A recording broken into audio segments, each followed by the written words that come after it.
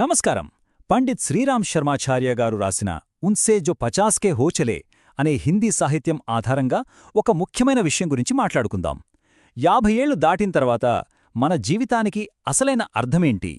చాలామంది ఇది రిటైర్మెంట్ సమయం అనుకుంటారు, కానీ కాదు. ఇది ఒక కొత్త ఆరంభం. మన జీవితంలోనే అత్యంత సార్థకమైన ఒక గొప్ప ఉద్దేశంతో కూడిన దశను ఎలా మొదలుపెట్టాలో ఇప్పుడు తెలుసుకునే ప్రయత్నించేద్దాం. ఈ ప్రయాణంలో మనం 6 ముఖ్యమైన విషయాల్ని చూడబోతున్నాం. ముందుగా జీవితాన్ని 2 భాగాలుగా ఎలా చూడాలో అర్థం చేసుకుందాం. ఆ తర్వాత మనందరిపైన ఉన్న ఒక కనిపించని రుణం గురించి, దాన్ని శాసించే కర్మ సిద్ధాంతం గురించి మాట్లాడుకుందాం. మరి ఆ రుణం తీర్చదమెలా? దానికోసమే సేవామార్గం, ఒక కొత్త జీవన విధానమున్నాయి. వాటన్నిటినీ పరిశీలించి చివరికి మన జీవితం యొక్క అసలైన ఉన్నతమైన ప్రయోజనం ఏంటో తెలుసుకుందాం. సరే, మన ప్రయాణంలో మొదటి అడుగు జీవితంలో 2 భాగాలు ఉంటాయనే విషయాన్ని అర్థం చేసుకోవడం.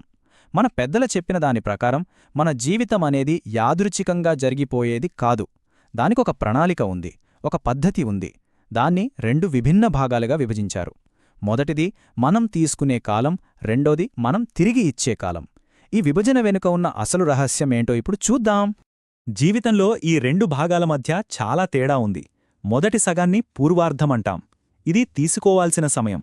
ఈ టైంలో మనం చదువుకుంటాం, ఉద్యోగాలు చేస్తాం, సంపాదిస్తాం, కుటుంబాన్ని చూసుకుంటాం. అంటే సమాజం నుండి, ప్రపంచం నుండి మన ఎదుగుదలకు కావాల్సినవన్నీ తీసుకుంటాం. కాని రెండవ సగం, దాన్ని ఉత్తరార్ధమంటారు. ఇది మనం తిరిగి ఇవ్వాల్సిన సమయం. మనమింతకాలం పొందిన జ్ఞానాన్ని, అనుభవాన్ని, శక్తిని సమాజానికి సేవ రూపంలో తిరిగి ఇవ్వడమే ఈ దశ యొక్క ముఖ్యమైన బాధ్యత. జీవితంలో మొదటి సగం వ్యక్తిగత విజయం మరియు ఆనందం కోసం, రెండవది రుణం తీర్చడానికి. తద్వారా ఈ ప్రపంచం నుండి రుణగ్రస్తుడిగా వెళ్లవలసిన అవసరం ఉండదు. చూడండి, ఈ మాటలో ఎంత లోతైన అర్థం ఉందో. అంటే లైఫ్లో సెకండ్ హాఫ్ అనేది కేవలం ఎంజాయ్ చేయడానికి కాదు, ప్రపంచంతో మనకున్న అకౌంట్స్ సెటిల్ చేసుకోవడానికి.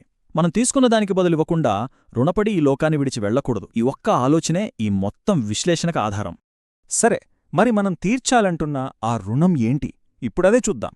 ఇక్కడ రుణం అనే మాట వస్తుంది.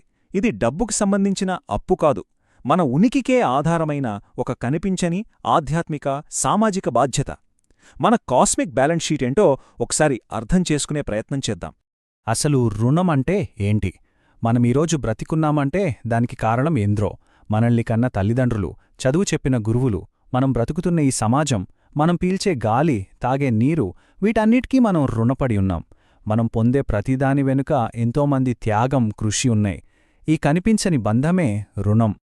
ఈ కనిపించని రుణం ఎంత పెద్దదో అర్థం చేసుకోడానికి ఒక చిన్న ఉదాహరణ చూద్దాం. మనం వాడే ఒక మామూలు కాయగుట్టం తీసుకుందాం. దాని వెనుక కథ ఏంతో తెలుసా?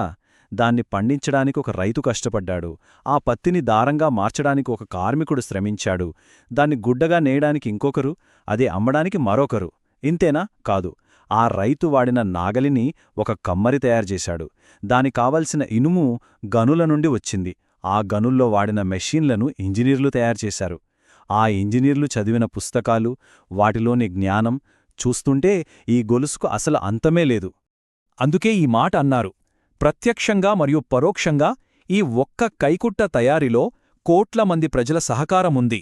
మనం ఎంత తేలికగా వాడేస్తామో కాని ఒక చిన్న వస్తువు వెనక కూడా లక్షల మంది కృషి, మేధస్సు, సహకారం దాగి ఉన్నాయి. మన జీవితం మొత్తం ఇలాంటి కనిపించని సహకారాల మీదనే నడుస్తోంది. ఇదే మనమీదున్న అతిపెద్ద సామాజిక రుణం. మరి ఈ రుణాన్ని తీర్చకపోతే ఏమవుతుంది? ఇక్కడే కర్మ సిద్ధాంతం మనకు సమాధానం చెబుతుంది. ఈ కనిపించని రుణానికి, కర్మ సిద్ధాంతానికి విడదీయరాని సంబంధం ఉంది. ఎందుకంటే ఈ సృష్టిలో మనిషికి ఒక ప్రత్యేకమైన స్థానముంది, ఒక ప్రత్యేకమైన బాధ్యత కూడా ఉంది. శాస్త్రాల ప్రకారం మిగిలిన జీవరాశులకు మనకొక పెద్ద తేడా ఉంది. వాటిని భోగయోనులు అంటారు. అంటే అవి కేవలం తమ పాత కర్మల ఫలాలను అనుభవించడానికి పుడతాయి. కాని మానవ జన్మ కర్మయోని. అంటే మనకు ఆలోచించే శక్తి, మంచి చెడులను విశ్లేషించే వివేకం, కొత్త కర్మలు చేసే స్వేచ్ఛ ఉన్నాయి. అందుకే సృష్టిని మార్చగలిగే శక్తి ఉన్న మనపై ఒక ప్రత్యేకమైన బాధ్యత ఉంది. ఈ విషయంలో మన శాస్త్రాలు చాలా కఠినంగా, స్పష్టంగా చెబుతున్నాయి. ఈ సృష్టిలో రుణం నుండి తప్పించుకోవడానికి ఎలాంటి సౌకర్యం లేదు. అది మరణం తర్వాత కూడా వసూలు చేయబడుతుంది. ఇది చాలా తీవ్రమైన హెచ్చరిక. అంటే మనం చేసిన అప్పుకు లెక్క చెప్పకుండా తప్పించుకోవడం అసాధ్యం. ఈ జన్మలో మన బాధ్యతను నిర్వర్తించకపోతే ఆ అప్పు మనల్ని వదిలిపెట్టదు, వడ్డీతో సహా మనల్ని వెంటాడుతూనే ఉంటుంది. దీన్ని ఇంకా సులభంగా అర్థం చేసుకోవాలంటే ఒక ప్రధానిని తీసుకోండి. ఆయనకు ఎన్నో సౌకర్యాలు, అధికారాలు ఉంటాయి. కానీ వాటితో పాటే దేశాన్ని నడిపించే అపారమైన బాధ్యత కూడా ఉంటుంది కదా. అలాగే మానవునికి కూడా ఈ సృష్టిలో గొప్ప మేధస్సు, సామర్థ్యాలు ఇవ్వబడ్డాయి. ఇవి కేవలం మన స్వార్థం కోసం కాదు, ఈ సృష్టిని కాపాడటానికి, దాన్ని ఇంకా మంచిగా చేయడానికి మనపై ఉన్న ఒక బాధ్యత. దాన్ని నిర్లక్ష్యం చేస్తే పరిణామాలు కూడా తీవ్రంగానే ఉంటాయి. సరే, ఇంత పెద్ద రుణం, ఇంత పెద్ద బాధ్యత, మరి దీన్ని తీర్చడమెలా? దీనికేమైనా మార్గం ఉందా? ఖచ్చితంగా ఉంది. మన ఋషులు దీనికోసం ఒక అద్భుతమైన మార్గాన్ని చూపించారు. దాని పేరే వానప్రస్థం. వానప్రస్థమంటే రిటైర్ అయిపోయి ఖాళీగా కూర్చోవడం కాదు. అది మనం తీసుకున్న రుణాన్ని తిరిగి చెల్లించే ఒక పవిత్రమైన, ఉన్నతమైన ప్రణాళిక. వానప్రస్థమంటే ఏంటి? సింపుల్గా చెప్పాలంటే ఇది జీవితంలో 3వ దశ. సాధారణంగా 50 ఏళ్ల వయసులో మొదలవుతుంది. ఈ దశలో మనం మన వ్యక్తిగత, కుటుంబ బాధ్యతల నుండి మన దృష్టిని నెమ్మదిగా పక్కకు పెట్టి మన సమయాన్ని, శక్తిని, అనుభవాన్ని సమాజసేవకు, ఆధ్యాత్మిక ఎదుగుదలకు కేటాయించాలి. అంటే మన ఫోకస్ నేను, నాది అనే చిన్న సర్కిల్ నుండి ఈ సమాజం, ఈ ప్రపంచం అనే పెద్ద సర్కిల్ వైపు మారాలి. వానప్రస్థంలో ముఖ్య సూత్రం ఒక్కటే, కాని చాలా పవర్ఫుల్. 2వ భాగంలో క్రమాన్ని మార్చాలి. ఎక్కువ ఇవ్వాలి, తక్కువ తీసుకోవాలి. అప్పుడే ఖాతా సమతుల్యమవుతుంది.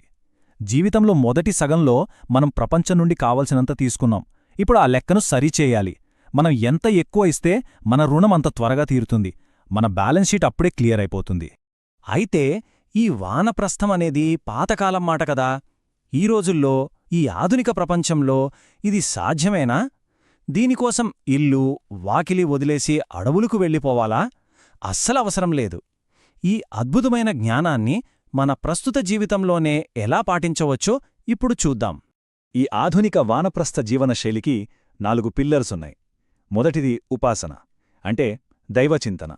రెండవది స్వాధ్యాయం, అంటే మంచి పుస్తకాలు చదవడం, మనల్ని మనం తెలుసుకోవడం. మూడవది సంయమం, అంటే మన ఇంద్రియాలపై, మన అలవాట్లపై మనకు కంట్రోల్ ఉండటం. ఇక అన్నింటికన్నా ముఖ్యమైనది 4వది సేవ, మన సమయాన్ని, శక్తిని నిస్వార్థంగా సమాజ సేవ కోసం ఉపయోగించటం. ఈ 4 పాటిస్తే చాలు. ఇప్పుడు అందరి మనసులో వచ్చే ఒకే ఒక్క ప్రశ్న, మరి ఇవన్నీ చేయాలంటే ఇల్లు, కుటుంబాన్ని వదిలేయాలా? మన బాధ్యతల నుండి పారిపోవాలా? సమాధానం చాలా స్పష్టంగా ఉంది. లేదు. మనం వదలాల్సింది మన ఇంటిని కాదు, నాది అనే స్వార్థాన్ని, అనుబంధాన్ని. మన మనసులో ఉన్న మోహం అనే బంధాన్ని వదిలేయాలి. అప్పుడు మన ఇల్లే ఒక సేవాకేంద్రంగా మారుతుంది. మన కుటుంబ సభ్యులు కూడా ఈ విశ్వకుటుంబంలో ఒక భాగంలా కనిపిస్తారు. ఎందుకంటే వానప్రస్థం యొక్క నిజమైన ఉద్దేశ్యం నేను మరియు నా కుటుంబం అనే భావనను ఒక పరిమిత వృత్తం నుండి విస్తరించి మొత్తం ప్రపంచాన్ని ఆలింగనం చేసుకోవడం. ఇది వదిలివేయడం కాదు, మనల్ని మనం విస్తరించుకోవడం. మన ప్రేమను, మన బాధ్యతను ఒక చిన్న కుటుంబం నుండి ఈ మొత్తం ప్రపంచానికి విస్తరించడమే అసలైన వానప్రస్థం. సరే, ఈ మార్గంలో నడిస్తే, ఇంత నిస్వార్థంగా సేవ చేస్తే చివరికి మనకు ఏం దొరుకుతుంది? ఈ ప్రయాణం యొక్క ఫైనల్ డెస్టినేషన్ ఏంటో ఇప్పుడు చూద్దాం. ఈ మార్గంలో ఒక అద్భుతముంది. ఇది డబుల్ బెనిఫిట్ ఇస్తుంది. 1, మనం నిస్వార్థ సేవ చేయడం వల్ల మన కర్మబంధాలు తొలగిపోయి మన ఆత్మ మోక్షం వైపు ప్రయాణిస్తుంది. అదే సమయంలో మనం చేసే మంచి పనుల వల్ల ఈ సమాజం, ఈ ప్రపంచం కూడా ఇంకా మంచిగా, శాంతిగా మారుతుంది. అంటే మనకు మంచిది, లోకానికి మంచిది. 2 ఒకేసారి జరుగుతాయి. అంతిమంగా నిజమైన ఆత్మసాక్షాత్కారమంటే మన ఆత్మ యొక్క కాంతిని సర్వప్రాణులలో చూడటం మరియు ఆ ఏకీకృత దృష్టితో పనిచేయడం. అంటే వసుధైవ కుటుంబకం, ఈ ప్రపంచమంతా ఒకే కుటుంబం అనే మాటను నిజంగా అనుభవంలోకి తెచ్చుకోవడం. ప్రతి జీవిలోనూ దైవాన్ని చూస్తూ ఆ భావనతో సేవ చేయడమే జీవితానికి అసలైన సార్థకత. చివరిగా మనందరం ఆలోచించుకోవాల్సిన ఒక ప్రశ్న, జీవితం మొదటి సగాన్ని మన ఎదుగుదల కోసం ఇచ్చింది. మరి మనం మన జీవితంలో 2వ సగాన్ని ఈ ప్రపంచానికి తిరిగిచ్చే బహుమతిగా ఎలా మార్చగలం? ఈ ప్రశ్న గురించి ఆలోచిద్దాం. మన జీవిత ఉత్తరార్ధాన్ని సార్థకం చేసుకునే మార్గాన్ని వెతుకుదాం.